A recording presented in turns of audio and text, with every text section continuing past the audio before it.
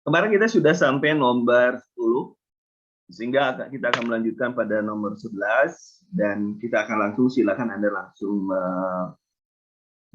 menjawab, ya, menjawabnya. Anda ambil catatan Anda, nanti jawabannya ditulis. Kalau ada hal yang penting, silakan Anda catat. Oke, yang nomor 11, ingat kemarin kita sudah menjelaskan, atau saya sudah menjelaskan kepada Anda bahwa kalau menjawab Anda itu mulai dari ini dulu, dari mulai apa penyuluhan yang tepat pada kasus tersebut. Jadi pertanyaan dulu, baru kita membaca kasus. Dan sekarang yang ditanyakan adalah penyuluhan yang tepat. Kalau penyuluhan penyuluhan yang tepat, maka tetap kita harus mengacu kepada masalah yang dapat atau yang diterima oleh pasien. Kita coba lihat, kita cari dulu masalahnya apa, baru kita dapat menentukan apa kasus ataupun apa yang seharusnya diberikan kepada pasien. Apa penyuluhan yang tepat pada kasus tersebut? Seorang perawat melakukan pengkajian pada pasien yang mengeluh adanya penurunan sensasi di kaki, berarti pasien sudah mengalami penurunan sensasi, artinya itu bisa angiopati atau mikroangiopati. Pasien mengatakan kadang merasa kebas, keluarga mengatakan pasien memiliki riwayat penyakit gula sejak 5 tahun yang lalu. Nah, dari kasus tersebut Anda sudah bisa menebak arahnya kemana, bahwa ini adalah pasiennya adalah pasien DM. Ya, pasien DM sudah jelas. Kemudian di sini adalah masalahnya mengeluh penurunan sensasi kaki dan pasien mengatakan kebas. Di mana masalahnya? Artinya kemarin kita sudah mengatakan bahwa masalah itu selalu di awal kalimat. Ditulis saja 11 apa jawaban Anda, ya. Nah, apa yang menjadi masalahnya? Ini masalahnya resiko cedera saja sih sebenarnya. Kenapa? Kenapa tidak gangguan integritas, ya? Gangguan integritas, ya. Memang kita tidak ada kata-kata yang menjelaskan misalnya kulitnya kering dan lain sebagainya, itu tidak ada, ya. Nah, jadi di sini hanya ada penurunan sensasi pada kaki, ya. Penurunan sensasi pada kaki. Jawaban Anda apa kira-kira? Nah, penurunan sensasi pada kaki, ingat dari kemarin bahwa keluhan utama ada selalu di awal paragraf, maka pada saat ini kita keluhannya adalah penurunan sensasi pada kaki, maka jawabannya adalah yang ada kakinya. Menggunakan alasasi setiap saat. Kenapa? Karena supaya mencegah terjadinya tusuk dan lain sebagainya. Kenapa tidak lembab? Bisa lembab kalau sudah ada misalnya kulitnya kering dan lain sebagainya. Itu baru kita berbicara tentang kulit yang lembab. Nah, di sini apalagi biasanya keluar pada pasien DM. Nah, kemarin pernah dibahas gula darah sewaktu itu persiapannya seperti apa? Gula darah sewaktu, GDS itu persiapannya apa? Saya tulis di sini, ya. Gula darah sewaktu, GDS, kemudian gula darah 2 jam PP, itu persiapannya apa? Kemudian toleransi glukosa, itu persiapannya apa? Kemarin kita sudah membahas itu. Sebelumnya kita sudah dibahas itu, sehingga saya tidak akan membahas itu lagi. Nanti Anda tinggal mengecek di YouTube, juga sudah ada, sudah saya simpan semuanya di sana. Kemudian apalagi pendidikan kesehatan tadi sudah, pemeriksaannya, kemudian nilai normalnya. Anda harus paham nilai normal gula darah, kemudian 2 jam PP pun harus normal. Berapa karbohidrat, 75 kah atau 100? Mana yang 75, mana yang 100? Itu yang. Kemudian tes toleransi itu berapa? Bagaimana? 75 atau 100 itu gram, ya. Itu harus menjadi bagian yang harus Anda ketahui, dan itu sudah dijelaskan sebelumnya. Kemudian selain itu HbA1c juga harus menjadi Anda paham untuk apa HbA1c, normalnya berapa, itu menjadi bagian yang penting Anda ketahui. Ngambil darahnya dari mana, itu juga penting. Persiapannya apa? Itu terkait dengan DM. Di samping itu juga adalah perawatan luka pada pasien-pasien yang DM. Oke, clear. Nomor 11 sudah saya jelaskan juga kemungkinan variasi soal dari DM itu seperti apa, barusan sudah saya jelaskan. Dari pengkajian, misalnya pakai mikrofilamen, kemudian senam orang DM itu seperti apa, kemudian apalagi pengajian, perawatan luka jelas, gangren dan lain sebagainya. Itu hal yang harus tahu dari gangren, dari DM. Kemudian yang selanjutnya kita masuk ke yang nomor 12. Nomor 12 nih, nomor 12. Silahkan dijawab. Berapa berat badan Anda yang seharusnya? Kalau ada yang mau, minta dibantu dengan jalannya, bukan hanya saya dikasih hasilnya, dengan jalannya saja. Jalannya atau caranya itu gimana ya, cara mengerjakannya, supaya kita sama-sama belajar. Ya, kita sama-sama pintar, sama-sama belajar, dan Anda yang memberitahu orang lain pun, nanti Anda pun akan bisa menjelaskan atau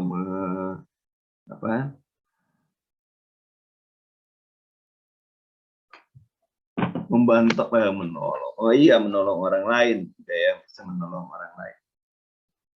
Oke, silakan. Oke. Yogi berarti Yogi sudah baca buku saya ya. Mudah-mudahan dibaca kemarin. Jawabannya 58,5. Yogi, Bu Endah, Pak Yogi itu, oh iya, oke, sip, Yogi, alhamdulillah. Jadi teman-teman yang sudah baca, materinya adalah materi kunci ya, sudah ada dijelaskan di sana. Kita menggunakan memang rumus bakunya atau rumus yang biasa diajarkan di kampus itu ini. Rumusnya biasanya kan gini, PB dikurangi 100, kemudian kali hasil pengurangan tadi, kemudian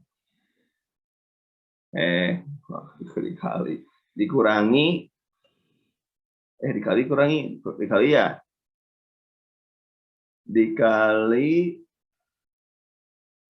hasil TB dikurangi 100 kali 10%. Jadi sama-sama aja. TB kurangi 100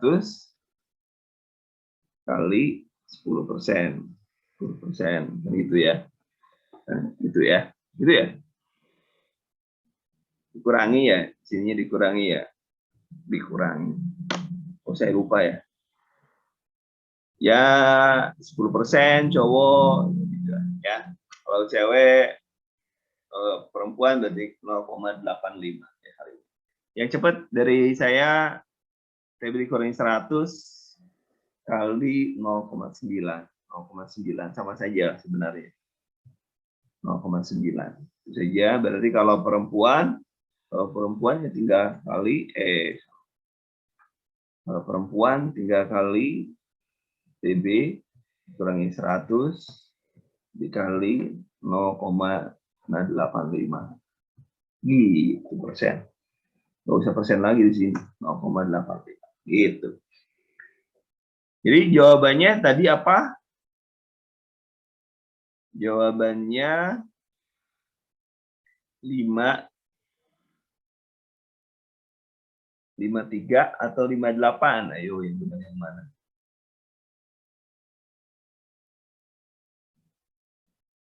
58,5. Oke. Nah, kemarin juga kita sudah belajar di ini sebelumnya. Kita sudah belajar ini berat badan anak, orang dewasa. Sekarang kita masuk ke berat badan anak. Berdasarkan ini untuk usia 1 sampai 6 tahun ya berlakunya. Berlakunya menentukan berat badannya. 2N tambah 8. Nah, 2N tambah 8 ini adalah BB ideal sama dengan BB ideal untuk anak. Jadi kalau anaknya 4 tahun berarti tinggal 2N, 8 tambah 8. Ya, N dalam tahun. Catatan N dalam tahun. Nah, rumus ini ternyata digunakan juga untuk menentukan kebutuhan cairan.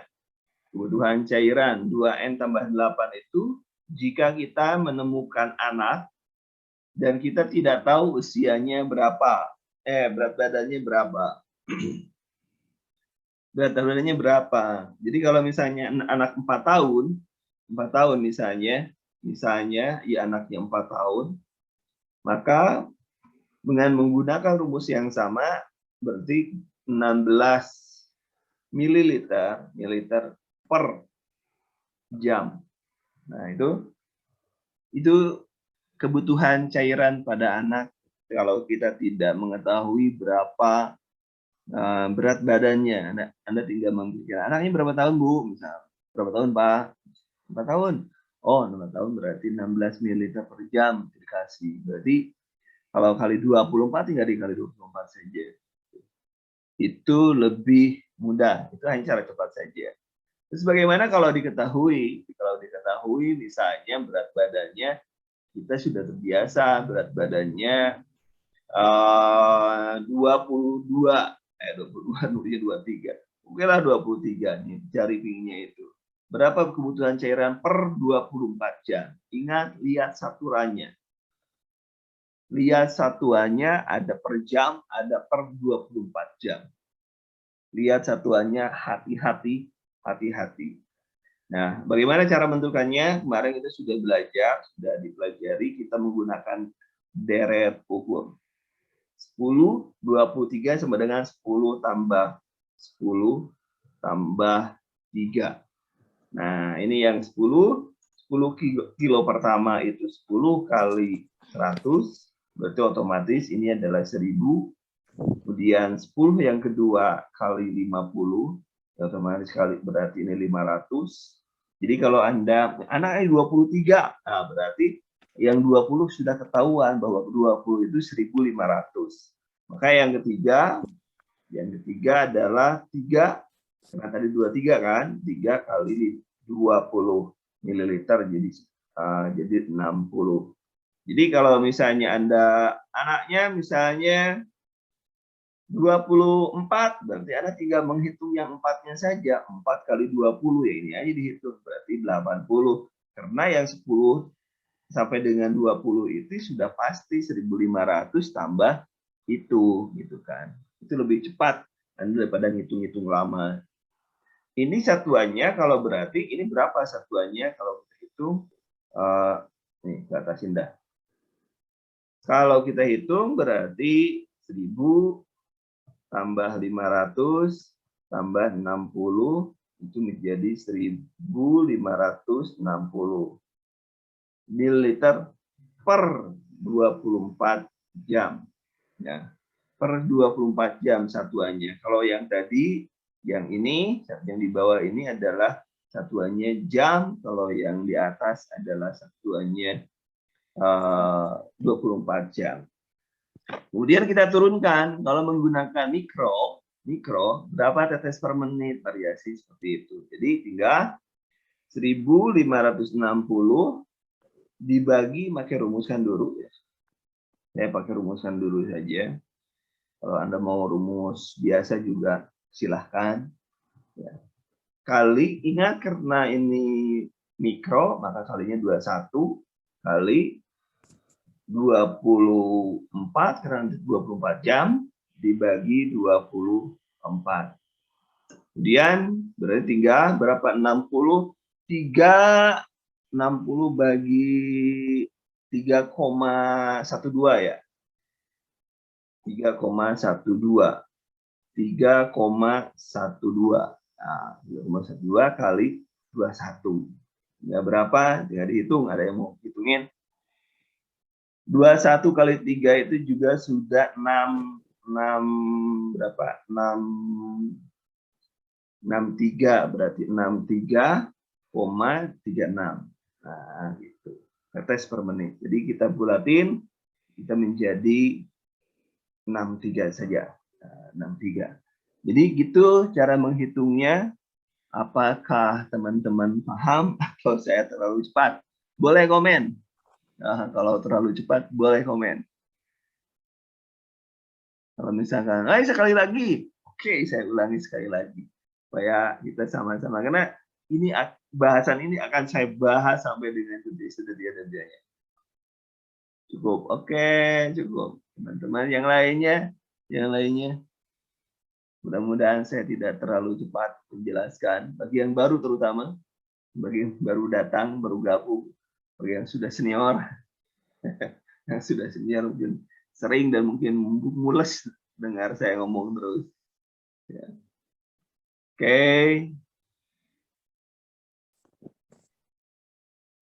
Oke, Bu Enda cukup. Kemudian Pak Cepi cukup. Oke. Oke, kita lanjutkan karena catatannya sudah cukup, maka kita akan melanjutkan ke nomor selanjutnya. Oke. Nomor 13. Nomor 13, silakan nomor 13. Kemoterapi. Yang ditanyakan adalah tindakan perawatan utama. Yang ditanyakan adalah tindakan perawatan utama. Ini yang ditanyakan, artinya keperawatan yang ditentukan. Kemudian kita bahas soalnya, seorang perempuan berusia 40 tahun sedang menjalani kemoterapi. Hasil pengkajian mengatakan setelah kemoterapi suka mual dan muntah beberapa hari, nafsu makan menurun, nyeri kepala, tubuh terasa lemah dan lelah. Apakah tindakan keperawatan pada perawatan utama? Karena yang dikatakan yang menjadi topik pembicaraan ide kalimatnya adalah bagaimana nafsu makan menurun. Biasanya pasien mual muntah, nafsu makannya juga nggak benar, sehingga kita harus apa? Berarti kita hanya bisa menganjurkan untuk memodifikasi. Berarti jawabannya adalah A, pendidikan kesehatan ya. Yang diberikannya adalah pendidikan kesehatan. Oke, semuanya sudah mantap. Kemudian nomor 14. Nomor 14 silakan. Apakah kriteria hasil yang diharapkan pada kasus tersebut? Jadi yang diharapkan adalah kriteria hasilnya. Kriteria hasil itu nanti mengacu pada masalah utama. Masalah utama kemudian diturunkan lagi menjadi tindakan utama, baru kemudian kita cari evaluasi. Nah, evaluasi itu mengacu juga kepada kriteria hasil yang diinginkan, mengacu juga pada tujuan. Apakah kriteria hasil yang diharapkan pada kasus tersebut? Seorang perempuan 22 tahun dirawat dengan keluhan sakit kepala sejak 2 hari yang lalu, hasil pengajian, wajah lesu, pucat. Keluarga mengatakan pasien sedang menjalankan diet untuk menurunkan berat badan. Pasien mengatakan mudah capek, 90/70, nadi 95, frekuensi napas 24 kali per menit, suhu 37,3 derajat Celcius. Ini lihat perbandingannya, tekanan darah 90/70, ini nadinya cepat. Termasuknya nadinya cepat, artinya si jantungnya bergerak cepat. Kalau kita tes HB-nya, itu pasiennya mengalami kemungkinan nanti mengalami anemia pasiennya. Ya, karena ini berat. Biasanya yang mau punya niat, misalnya nikahan, diet berat, ya, diet berat. Dietnya diet rendah sisa. Jadi kalau ada makanan nggak pernah nyisa. Oke, berarti karena ini adalah pola pendidikannya, pola pendidikan yang salah, ya, pola persepsi yang salah untuk menurunkan diet, maka jawabannya adalah A. Nah, nggak ada, jadi nggak ada urusan kita harus menentukan diet pasien berhasil, tidak ada. Yang ingat teman-teman, tindakan perawatan itu here and now, sekarang dan di sini. Pasiennya sekarang apa keluhannya? udah capek karena diet.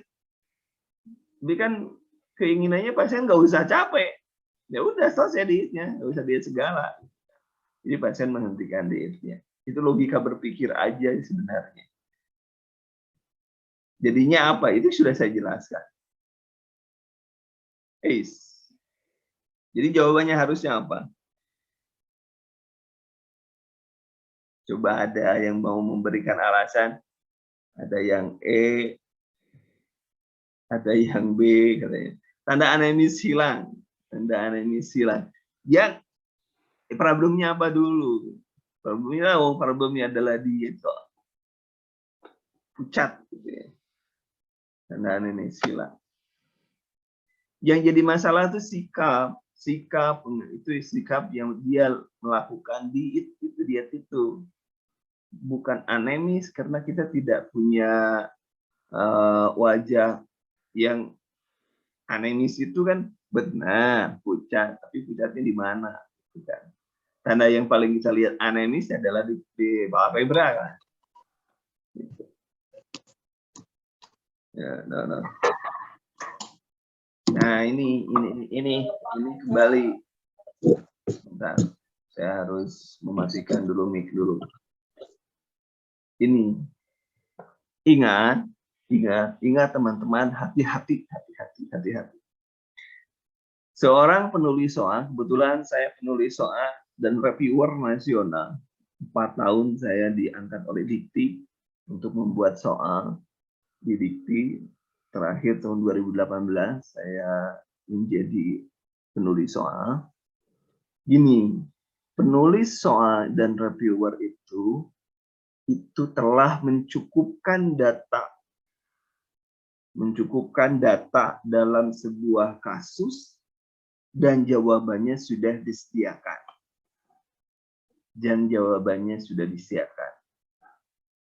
Pertanyaannya, kalau jawabannya memang tanda petanya tidak normal. Ya. Kemudian, pasien sedang menjalankan diet untuk menurunkan berat badan. D misalnya kata Anda. Memang sekarang berat badannya berapa? Sehingga dikatakan berhasil atau tidak.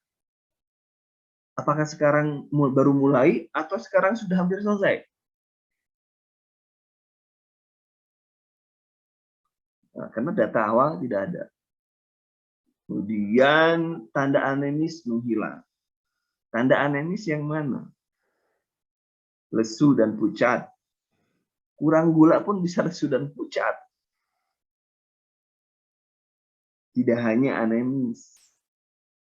Jadi kembali bahwa gunakan data yang ada di soal. Jangan kita membuat interpretasi di luar soal. Itu rumusnya seperti itu rumusnya. Jadi gunakan data yang ada di soal. Di soal mengatakan pasien sedang menjalankan diet. Pasiennya ya sudah berhenti. Itu logika berpikirnya sangat sederhana kan logika berpikirnya.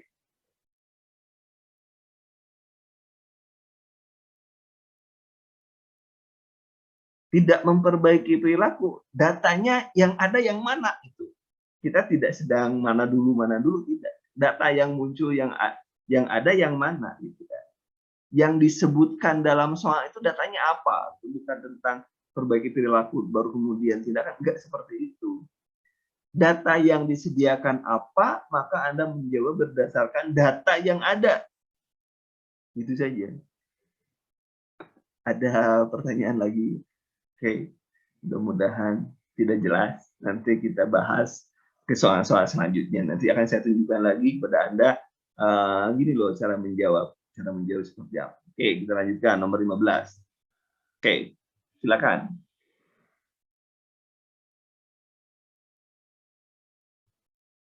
Oke, nomor 15. Apakah intervensi yang tepat diberikan pada pasien tersebut? Nah, coba lihat. Ini sama dengan yang nomor 14. Ini sama dengan nomor 14. Seorang laki-laki berusia 20 tahun datang ke poliklinik dalam dengan keluhan nyeri kepala, hasil pengkajian, pasien jarang sekali tidur, sering pusing, mata merah, dada berdebar, Keluar kemana pasti jarang tidur karena hampir tiap malam pasien suka merokok dan minum kopi. Berarti presipitasinya ingat, presipitasinya adalah merokok dan minum kopi. Klien mengatakan tidak bisa berkonsentrasi saat belajar. Ya, berarti presipitasinya. Nah, di jiwa itu ada presipitasi dan predisposisi. Presipitasi itu biasanya 6 bulan. 6 bulan, kalau yang predisposisi setelah 6 bulan. Adanya. Ada terus maksudnya. Misalkan keturunan itu predisposisi. Tapi kalau misalkan minum kopi ya itu presipitasi. Berarti kita kalau misalnya pasiennya tidak bisa tidur karena minum kopi, ya sudah nggak usah minum kopi lagi. Itu logika sederhana berdasarkan data yang ada. Ya, menjalankan pola tidur siang. Kita tidak punya data yang dia tidak bisa tidur itu kan malam. Oke.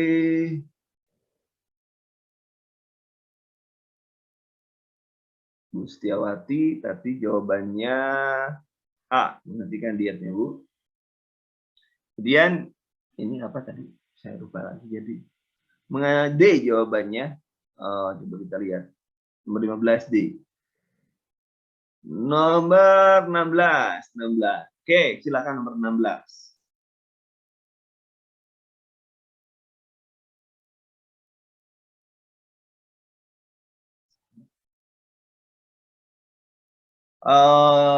Apa masalah prioritas? Yang ditanyakan masalah.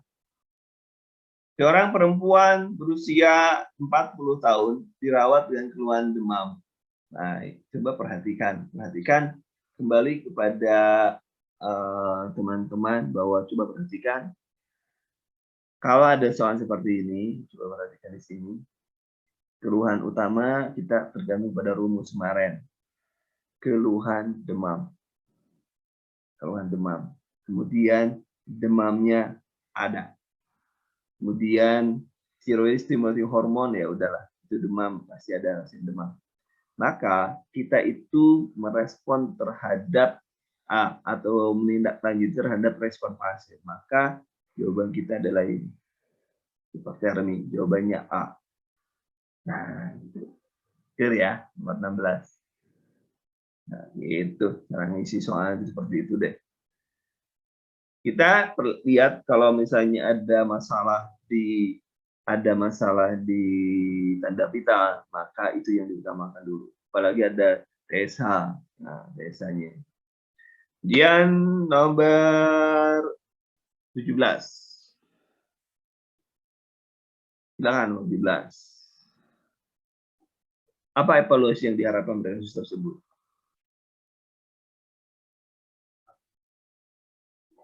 Pasien kontrol rutin, hasil pengajian didapatkan pasti banyak sering banyak buang air, atau banyak yang sama dengan sering juga. Banyak buang air kencing, haus, lemas, pandangan kabur, kebas pada ekstremitas bawah, berat badan turun 65 menjadi 57, kulit kering. Nadi karena darah 110/90, nadi 80, frekuensi napas 18 kali per menit. Pada gula darah waktu 130 masih relatif ya, masih borderline lah. Apa evaluasi yang diharapkan pada kasus tersebut? Masalahnya apa masalahnya? Nah, ini masalahnya apa dulu? Masalahnya apa?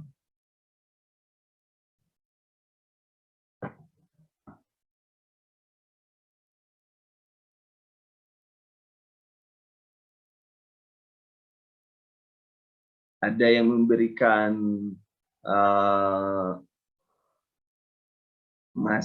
penjelasan. Ada yang, ayo siapa? Kadar gula darah. Kadar gula darahnya 130 normal enggak?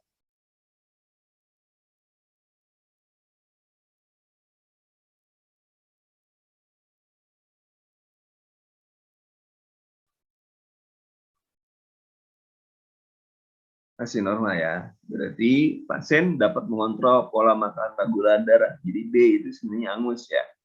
Karena itu masih normal, kok masih bisa ngontrol dia. Waktu loh itu. Nah, itu yang lainnya. Yang jadi masalah sebenarnya apa? Sering buang air kecil itu, DAK itu masalah nggak? Masalah nggak?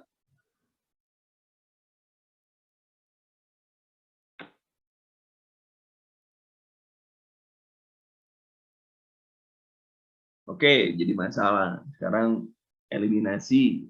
Tapi eliminasinya itu tidak dijelaskan sampai gangguan tidur, itu kan nggak sampai segitu ya. Oke, eliminasi jadi masalah. Oke, satu eliminasi. Kemudian yang kedua, ada di sana penurunan berat badan. Nutrisinya ada masalah nggak? Nutrisinya. Oke, nutrisinya ada ya. Penurunan dalam 1 minggu. Nah, berat badan, nggak tahu itu berat badan berapa itu. Seminggu, 1 hari, gitu kan? Kita tidak tahu, itu penjelasannya tidak ada. Dan nutrisi pun tidak ada pilihan tentang nutrisi. Kemudian apalagi masalahnya? Kulit kering, baal, kebas, ya. Kemudian pandangan kabur kemana kaburnya? Lemas. Nah, yang masalah kalau kencing, selama pasien bisa mengatasi gula darah, sih sebenarnya sih nanti dampaknya terhadap kencing itu bisa berkurang sebenarnya. Tapi gula darahnya menurut normal ya.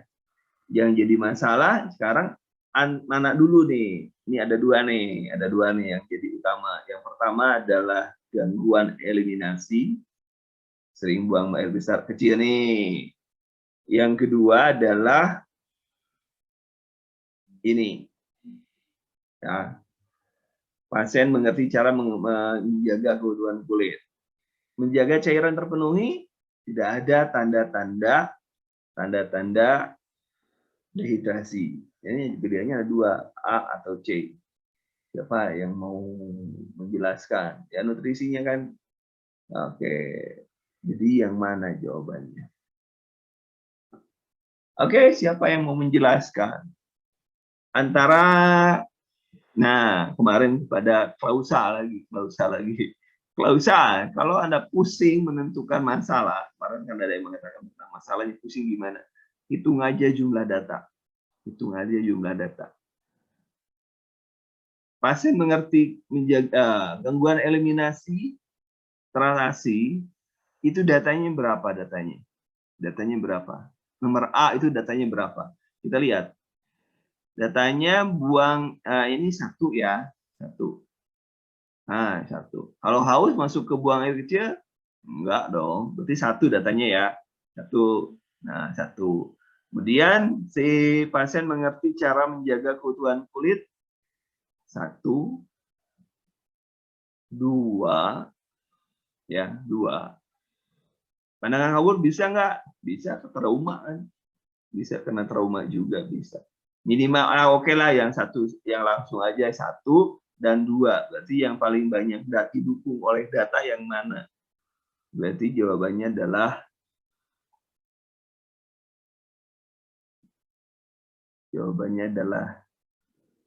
mana jawaban yang paling banyak didukung oleh data yang mana? Jawabannya adalah C ya. Karena yang paling itu kalau Anda sama sekali mentok.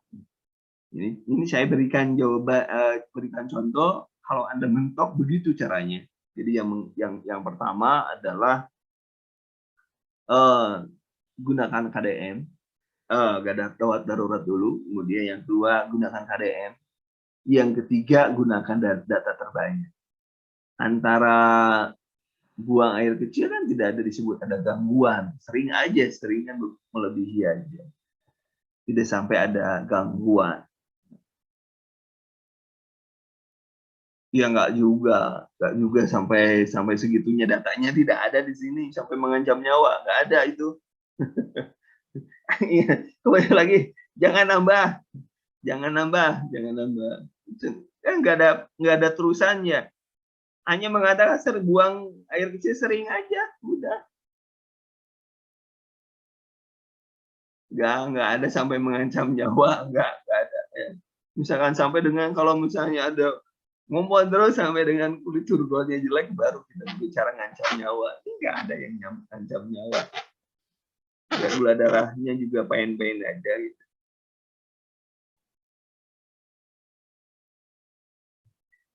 Teori Maslow digunakan KDM, saya bilang tadi. Teori Maslow itu digunakan untuk yang kedua. Jadi yang pertama, gawat darurat, gunakan apa ada kegawatan darurat. Nah, di sini kan nggak ada tuh, nggak ada.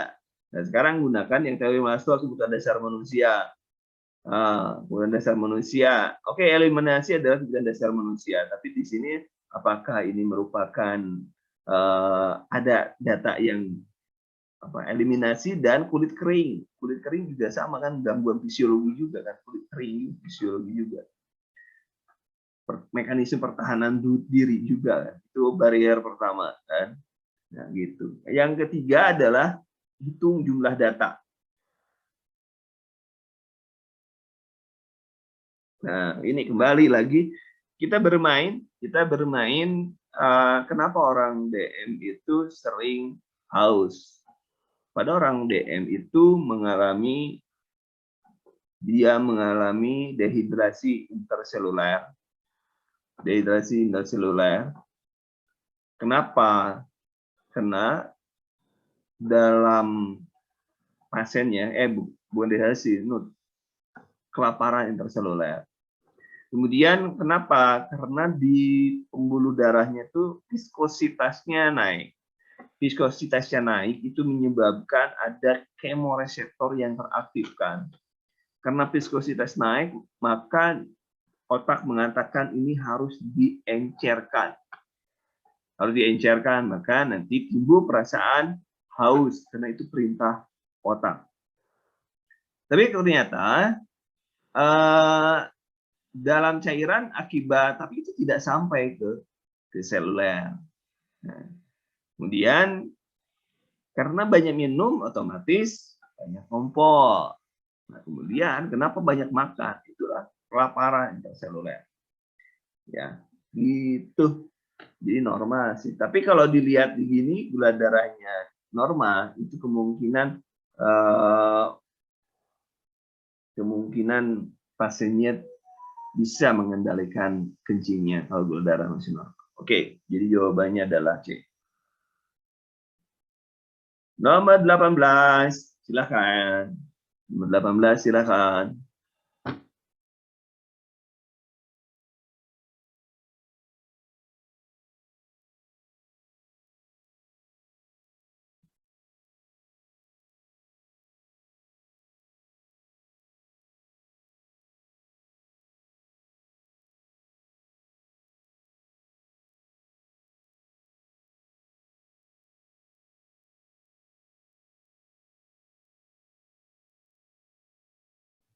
Silakan.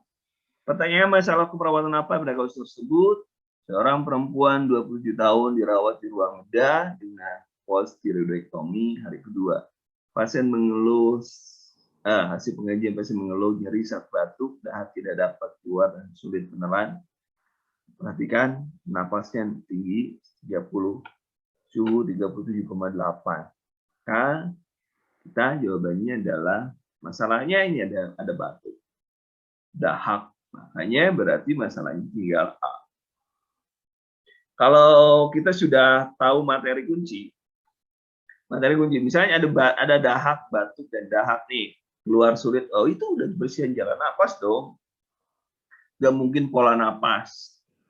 Ya, ada resiko infeksi, oh itu udah infeksi 13.000 udah infeksi.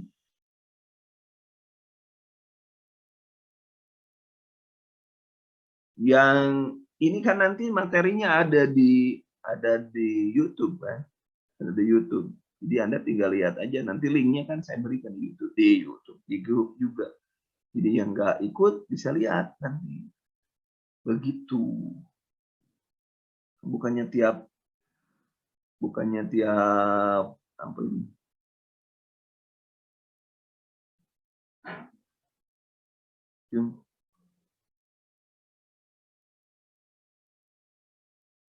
Kan setiap ini juga setiap Jum sudah saya share yang di. Oke, lanjutkan ya. Kemana ya?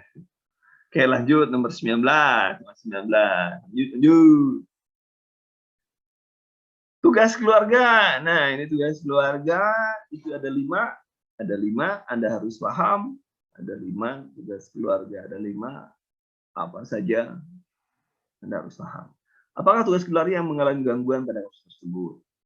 Tuan P dirawat di rumah sakit umum daerah karena menderita demam berdarah dengue.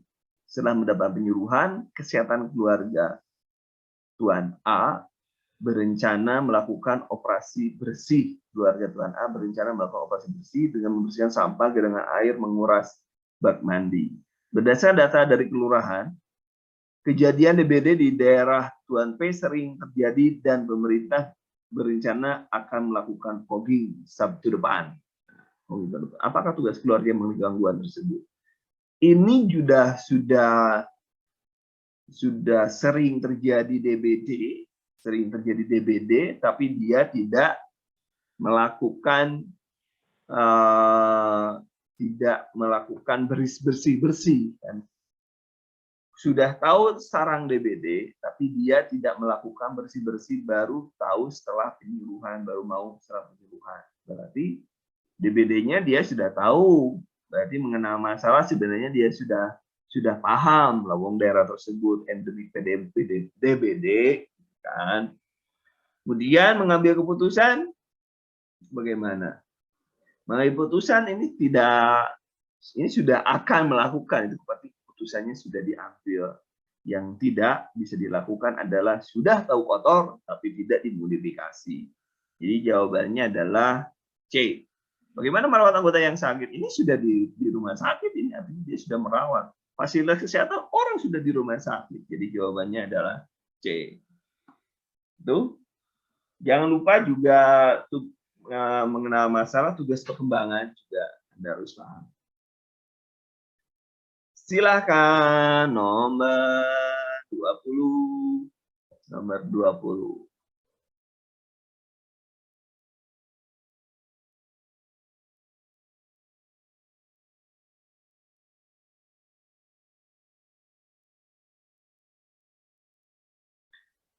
Prioritas utama pada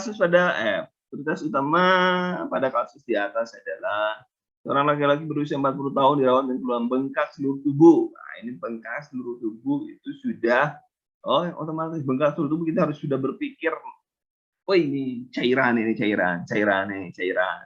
Tapi kemudian kita lihat lagi, frekuensi BAK menurun, nah ini cairan tadi kan. Jumlahnya sedikit, ini cairannya terbendung. Mual, kurang nafsu makan, dan sakit kepala skala 3. ASI tes cairan meneh. Cairan lagi orang Jawa gitu. Kemudian ronyi basah, itu cairan lagi. Maka jawabannya paling banyak data itu terkait dengan gangguan keseimbangan cairan dan elektrolit. Begitu teman-teman cara menganalisis dengan kita menggunakan kata kunci, menggunakan anatomi soal. Kenapa? Karena soal itu biasanya ide-idenya itu disimpan di awal paragraf. Ide kalimat itu disimpan di awal paragraf. Jadi idenya di atas, kemudian penjelasannya ke bawah. Seperti itu.